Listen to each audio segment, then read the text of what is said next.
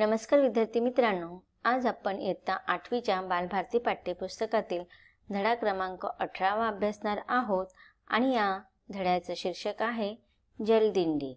जलदिंडी या धड्याचा हा सेशन क्रमांक पहिला आहे। आता जलदिंडी ह्या पाठाच्या शीर्षकावरून तुम्हाला जाणवलं असेल की या पाठामध्ये कशाचं वर्णन केलेलं आहे। आपण दिंडी काढतो की नाही, पंढरपूरची वारी वगैरे असते, आळंदीची वारी असते की नाही, तर तशीच दिंडी काढलेली आहे इथे। जल म्हणजेच काय, पाणी। तर पाणी कुठे असते? नदीमध्ये। अगदी बरोबर। मग ह्या नदी स्वच्छ करण्याची दिंडी ह्या पाठामध्ये वर्णन केलेली आहे। संक्षिप्त पाठ आपण समजून घेतल्यावर आपल्याला ह्या पाठाचं शीर्षक अगदी सहजपणे जाणवेल। जलदिंडी हा पाठ अभ्यासण्यापूर्वी आपण या पाठाच्या लेखकांचा संक्षिप्त परिचय जाणून घेऊया। जलदिंडी या पाठाचे लेखक आहेत डॉक्टर विश्वास येवले। यांचा जन्म 1960 मध्ये झालेला आहे। डॉक्टर विश्वास येवले हे प्रसिद्ध लेखक, स्त्रीरोग तज्ञ व पर्यावरण अभ्यासक आहेत।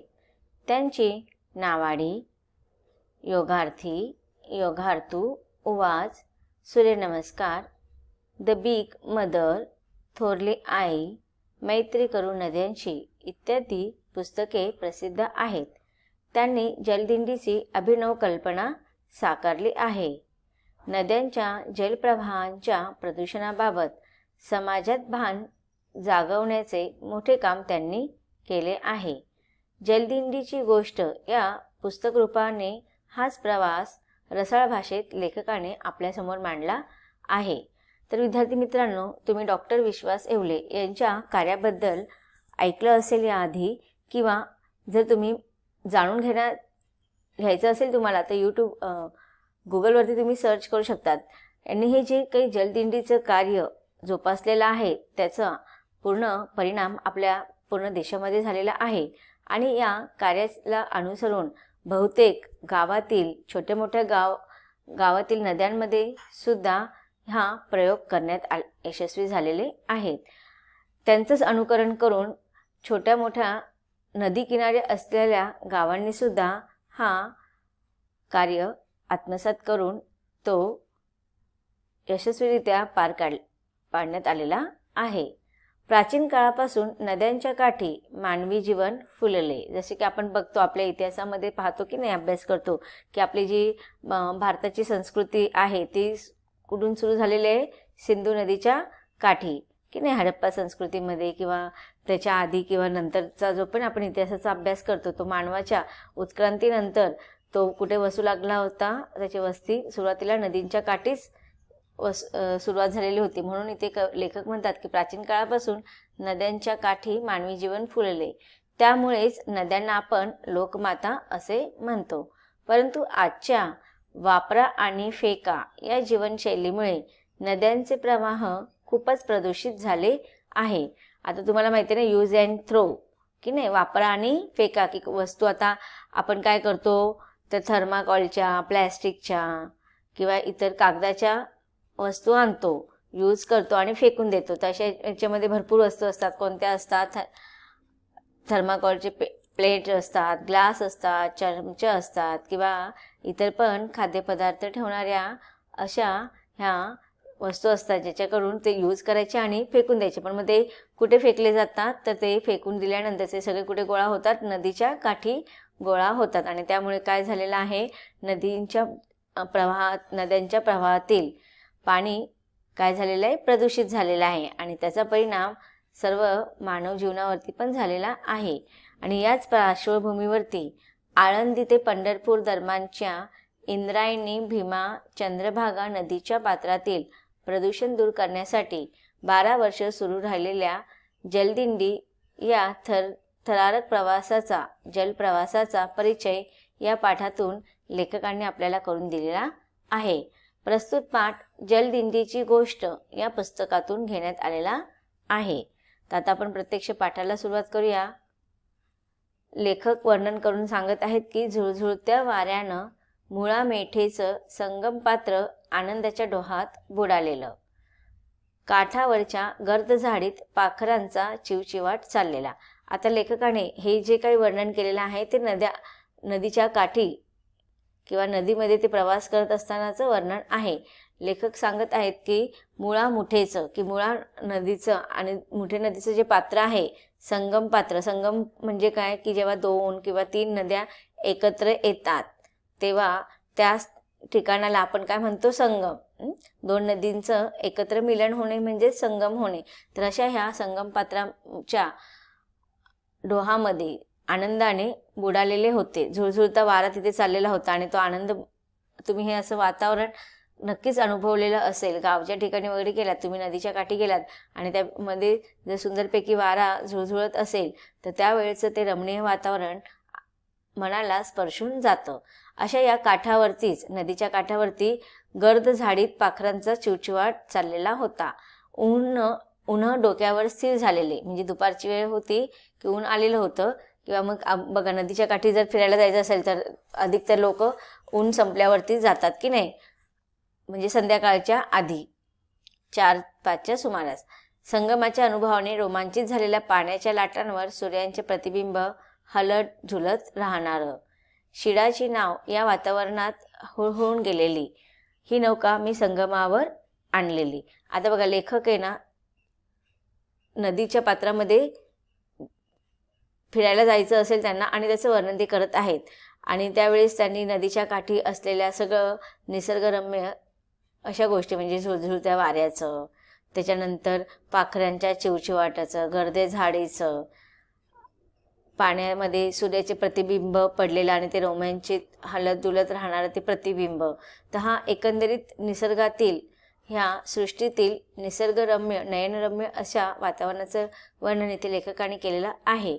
लेखक अशा वातावरणामध्ये हळूहळू शिडाची नाव म्हणजे तुम्ही पाहिलेलं असेल की ती छोटी नाव असते आणि त्याला पडदा लावलेला असतो आणि ती वल्हवून वगैरे चालवली जाते. तर मग अशा रीतीने ह्या नावामध्ये ते बसून प्रवास करत होते आणि ते संगमावर घेऊन चाललेले होते. नौकेचं सुकाणू एका हातात धरून दुसऱ्या हातात शिडाची दोरी धरून मी पाणी कापत सुळकण नौका प्रवाहात खेचली. मग आता बघा, ज्यावेळेस नौका चालू करायची असते त्यावेळेचं वर्णन लेखकाने इथे केलेलं आहे की नौकेचं सुकाणू एका हातात धरून दुसऱ्या हातामध्ये काय पकडलेलं होतं त्यांनी, शिडाची दोरी.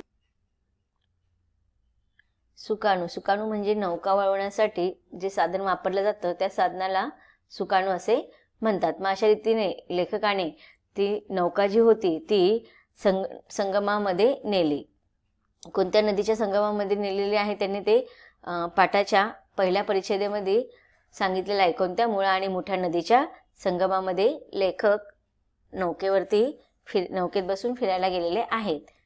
लेखक पुढे म्हणतात की मी माझ्या मुलाला आणि त्याच्या मित्रांना नौका शिकवण्याचं ठरवलेलं.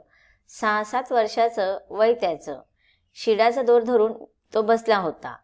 तो पहिल्यांदाच नौकेत बसत होता. बसताना उत्साह होता, पण जशी नौका वेगाने धावू लागली व जोराने हेलकावू लागली तसं त्याच्या उत्साहाचं रूपांतर भीतीत झालं. आता बघा, इथे लेखकाने त्यांच्या स्वानुभवाचं वर्णन करताना सांगत आहेत की कदाचित सुट्टी असेल आणि सुट्टीच्या दिवसामध्ये लेखक आपल्या मुलाबरोबर गावी गेले असतील किंवा तिकडेच ते सुट्टी असल्या कारणाने मुलांना ह्यावेळेस आपण नौका शिकवायचं, मुलांना आणि त्याच्या मित्रांना. तर त्यामुळे ते 6-7 वर्षाच्या त्याच्या मुलाला घेऊन ते नौकेमध्ये जातात, बसतात. मुलगा सुद्धा छानपैकी उत्साहाने त्या नौकेचा प्रवास करत असतो. बसण्याच्या अगोदर त्यांनी शिडाचा दोर धरून तो नौकेमध्ये बसला. पहिल्यांदा तो नौकेमध्ये बसलेला होता. त्याच्या आधी तो कधी नौकेचा प्रवास त्याने केलेला नव्हता आणि त्यामुळे सुरुवातीला जेव्हा एखादी गोष्ट नवीन असते त्यामुळे आपल्याला फार उत्साह असतो. त्याप्रमाणेच त्या मुलाला, लेखकाच्या मुलाला सुद्धा उत्साह होता. पण जशी जशी नौका त्या नदीच्या संगमामध्ये जोराने धावू लागली आणि जोरजोराने हवेमुळे किंवा लाटेमुळे हेलकाव घेऊ लागले तसं त्याचं उत्साहाचं रूपांतर भीतीमध्ये झालं. त्याने नाव परत काठावर न्यायला सांगितली. त्याला धीर दिला की जरी नाव उलटली तरी तुला पोहता येतं, मग काय काळजी, आणि मी तशीच नौका चालवत ठेवली. आता बघा, लेखक एकीकडे सांगत आहे की त्यांचा मुलगा घाबरलेला आहे आणि तो नौका पुन्हा रिटर्न काठावर घेऊन जायला सांगत आहे नाव. पण लेखकाने नाव परत न नेता त्याला धीर द्यायचा प्रयत्न केला की अरे तू का घाबरतोस एवढा, जरी नाव पाण्याच्या त्या प्रवाहामध्ये उलटली तरी तुला घाबरण्याचं काहीच कारण नाही, कारण की तुला पोहता येतं. तरी त्याच्या रडक्या आवाजात विनवण्या चालूच होत्या. शेवटी न रागवून त्याला भित्रट म्हणत मी नाव काठाकडं वळवले. पण बघा, लेखकाचा मुलगा काही ऐकायला तयार नव्हता. तो जोरजोरात विनवण्या करू लागला. रडवेला आवाज झाला त्याचा. आणि मग शेवटी लेखकालाच बरोबर वाटत नाही आणि मग ते त्यांच्या मुलाला रागवून भित्रट असं म्हणत पुन्हा ती नाव वळवतात आणि काठाकडे घेऊन येतात. त्या लहानग्याचा चेहरा करारी दिसू लागला. आता बघा, जोपर्यंत तो नाव येत होता तोपर्यंत तो घाबरला होता, पण जसा तो काठावरती उतरला तर त्याच्या चेहऱ्यामध्ये परिवर्तन झालं. तो जरा करारी दिसू लागला. म्हणजे त्याला आता जरा आत्मविश्वास आला होता. घाबरटपणा त्याचा निघून गेला होता आणि त्याचा आवाज सुद्धा किंचित वाढला. म्हणाला, खडकवासल्याच्या स्वच्छ पाण्याच्या तलावात घेऊन चला मला आणि करा नाव उलटी तळ्याच्या मध्यात. काही हरकत नाही, मी भीतो आहे तो या घाण पाण्यात पडायला. आता बघा, लेखकाने जेव्हा काठावर नाव सोडले तर त्याच्या मुलगा जो अगोदर घाबरला होता तो आता थोडा धास्तवले भीती त्याची निघून गेली होती, कारण की तो काठावर आला होता. आणि मग तो जो अगोदर घाबरलेला होता त्याच्या चेहऱ्यामध्ये करारीपणा दिसून आला आणि तो लेखकाला उद्देशून म्हणतो, हे पाणी किती घाण आहे, खडकवासल्याच्या त्या स्वच्छ पाण्याच्या तलावामध्ये घेऊन चला आणि मला तर तळ्यामध्ये उलटं केलं ना तरी त्याच्या मध्यामध्ये जरी नेऊन सोडलं तरी मी पोहत पोहत आनंदाने रिटर्न येईल. पण मी कशाला घाबरत होतो माहिती तुम्हाला? ह्या संगमाच्या घाण पाण्यामध्ये पडायला घाबरत होतो. तर इथे बघा, लेखकाच्या मुलाने इथे लेखकाला काय सांगितलेलं आहे, स्पष्टीकरण दिलेलं आहे की मला तिथे का भीती वाटत होती, तर पाण्यात पडण्याची भीती नव्हती वाटत मला, कारण की मला पोहता येतो. पण मला भीती वाटत होती ती की ह्या संगमामध्ये जे घाण पाणी होतं त्या घाण पाण्यात पडण्याची मला भीती वाटत होती. मुलाच्या उत्तरानं नदीच्या पाण्याकडे माझी नजर वळली. नाव चालवताना वर ढगांवर पसरलेल्या सूर्यांची लाली बघणारी नजर पाण्यावर पडलेला कचरा व घाण बघू लागली. मग बघा, आतापर्यंत लेखकाने निसर्गातील वर्णन करताना सांगितलेलं आहे की ते पाणी नदीच्या काठी छानपैकी गर्द झाडी होती, पाखरांचा चिवचिवाट होता, त्याच्यानंतर सूर्याच्या त्या पाण्याच्या लाट्यावरती सूर्याच्या प्रतिबिंब छानपैकी हलत डुलत होतं. ह्या निसर्गरम्य स्थानाचं त्याने वर्णन केलं. पण आता जेव्हा मुलाने त्यांना सांगितलं की हे पाणी कसं आहे, घाण आहे, तेव्हा ते सूर्याचं सुंदर प्रतिबिंब बघणारी लेखकाची नजर आता पाण्यावर जेव्हा पडली तर त्या पाण्यामध्ये त्यांना कचरा आणि घाण दिसायला सुरुवात झाली.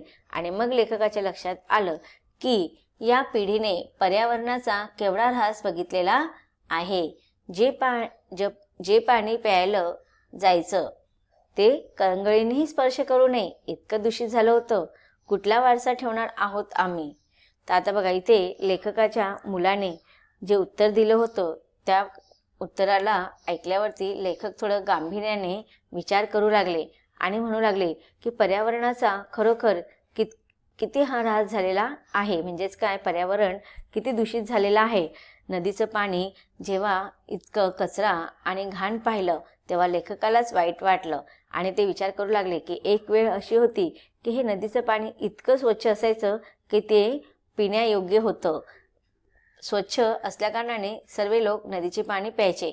पण आता हे पाणी इतकं दूषित झालेलं आहे, इतके घाण झालेले आहे की ते आता करंगळी तिथे स्पर्श करूशी वाटत नाही. मग अशा ह्या आता आपण पाहतो की गावी वगैरे जर आता आपण जातो तेव्हा आपल्याला बऱ्याचशा गोष्टी बदललेल्या दिसतात. पूर्वीच्या काळामध्ये वाहत्या नदीचं जे पाणी असायचं तेच दररोजच्या पिण्याच्या पाणी म्हणून वापर केला जायचा. पण आता काय बदल आहे? आता आपण ते पाणी पिऊ शकतो का? नाही. का बरं नाही पिऊ शकत? कारण की आता सरास मोठे मोठे कारखाने सुरू झालेले आहेत आणि ह्या मोठ्या मोठ्या कारखान्यातील जे काही प्रदूषणयुक्त रसायने असतात ती कशात सोडली जातात? नद्याच्या पात्रांमध्ये सोडली जातात. कारखान्यातील रसायनयुक्त जे काही वस्तू असतात ते सुद्धा कुठे सोडलं जातं? नदीच्या पात्रात. याच्या व्यतिरिक्त गावातील कचरा, शहरातील कचरा हे अधिकतर नदीच्या पाण्यामध्ये सोडला जातो आणि त्यामुळे जे एकेकाळी स्वच्छ निर्मळ असं पाणी होतं ते आता इतकं प्रदूषित झालेलं आहे की त्या नदीच्या पाण्याला पिणे तर लांबची गोष्ट पण स्पर्श करण्याची इच्छा होत नाही.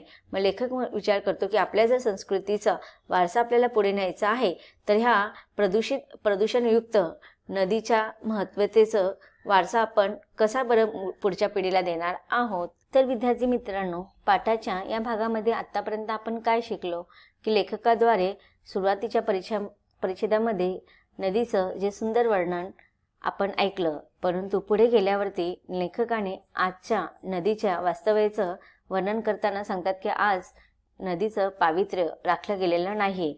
आज नदीच्या पात्रामध्ये प्रदूषित पाणी झाल्यामुळे आपण आपल्या पुढील पिढीला स्वच्छतेचं महत्त्व किंवा स्वच्छ पाण्याचं महत्त्व कसं बरं सांगणार आणि कोणता वारसा आपण पुढच्या पिढीला सांगणार आहोत। तर हे आजच्या ह्या पाठाच्या भागामध्ये आपण शिकलो। पाठाच्या पुढील भागांच्या परिच्छेदाद्वारे लेखकाने जेव्हा हे सर्व पाहिल्यावरती त्यांची प्रतिक्रिया काय हे सगळं आपल्याला अभ्यास करायचा आहे आणि कशा रीतीने त्यांनी जलदिंडीचा प्रवास सुरू केलेला आहे या सर्वांचा इत्थंभूत अभ्यास आपल्याला करायचा आहे, परंतु तो आपण पाठाच्या पुढील भागामध्ये अभ्यासणार आहोत। धन्यवाद।